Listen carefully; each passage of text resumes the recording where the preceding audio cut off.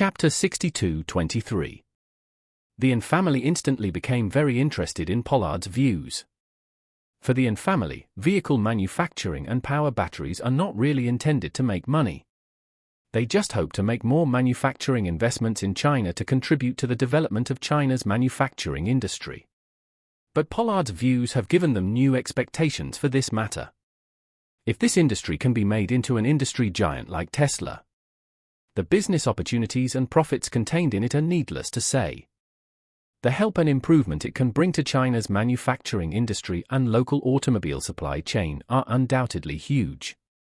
The biggest difference between manufacturing giants and internet giants is that internet giants are more likely to monopolize the industry. Before the monopoly situation is formed, they will continue to release benefits and even heavily subsidize the terminal market. When they have enough users and make users extremely dependent, they will unscrupulously grab profits.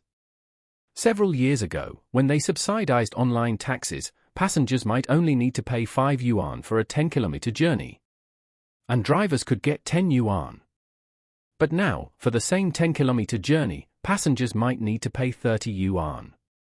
And drivers can only get 8 yuan. Moreover, internet companies tend to use the least number of jobs, create the greatest output, and obtain the greatest profit by squeezing upstream and downstream. But the giants of the manufacturing industry are different. The giants of the manufacturing industry feed the entire industrial chain. A car manufacturing company with 10,000 employees can not only provide 10,000 jobs for itself, but also provides a large number of jobs for upstream steel mills and aluminum plants. A large number of jobs for the transportation of various materials. And a large number of large, medium, and small enterprises that provide spare parts for it. This driving effect is very powerful. In China and even the world, the economic lifeline of many cities is likely to be a large-scale manufacturing industry. Just like Toyota City in Japan, where the 400,000 people are almost all Toyota employees and their families. And Toyota itself has more than 300,000 employees worldwide. If the supply chain that relies on it is counted, it can at least drive millions of jobs. Such a manufacturing giant can provide benefits for millions of people in the industrial chain, instead of desperately squeezing their profits and living space. Nowadays, the domestic production rate of domestic new energy vehicles has long exceeded 90%. If a new energy vehicle giant can be created, all the value it generates will be used to drive the development of related domestic enterprises. Therefore, Pollard's proposal immediately made everyone's eyes light up. Charlie was also very interested in this plan. He said, "I still have plenty of cash in my hand. It is not difficult to take out hundreds of billions of dollars. Uncle, how do you think this thing can be run with the highest success rate?" Pollard said, "You don't need so much money. $2 or $3 billion is already very sufficient. As for the success rate, I personally feel that we should focus on overtaking the curve. Not to mention compared with traditional fuel vehicle companies. Even in the new energy field, they are now in the 5th or even 6th echelon. Just catching up with their peers is a difficult test." Marcus asked, "Professor Watt, how do you think we can achieve overtaking on the curve? In other words, what is considered overtaking on the curve?" Pollard thought about it, organized his words, and explained. "My personal understanding of overtaking on the curve is not as simple as a curve, but taking shortcuts in the entire track, taking roads that others have not taken, or even unexpected roads, to reach the finish line faster. Just like domestic new energy vehicles, the fuel engines always lagged behind Europe, America, Japan, and South Korea in the past.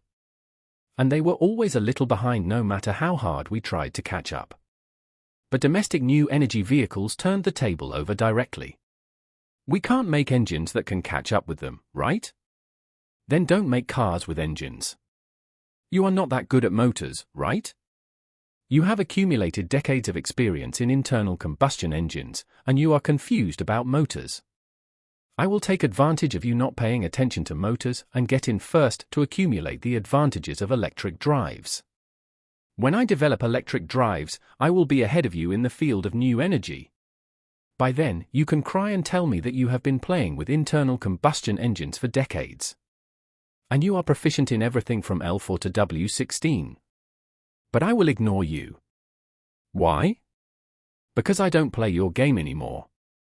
It's like a martial arts master who practiced swordsmanship in the Cold Weapon era. You practiced for 30 years and came out thinking you were invincible. But I made a musket in a year and a half and one bullet could kill you. It's useless to say you've practiced for 30 years. It's meaningless. Of course, it was not the domestic new energy companies that really overturned the table of traditional global car companies, but the industry pioneer Tesla. This was his idea of overtaking on the curve. However, our domestic new energy companies also have original cases of overtaking the curve. Namely the three major new energy appliances, refrigerators, color TVs, and large sofas. Isn't Tesla going for the minimalist wabi-sabi style? Then they go for the luxurious and comfortable style, and they have also seized a lot of market share. After a pause, Pollard said, if you want to find another route to overtake on the curve now and overturn their tables directly. To be honest, it's very difficult, but it's by no means impossible.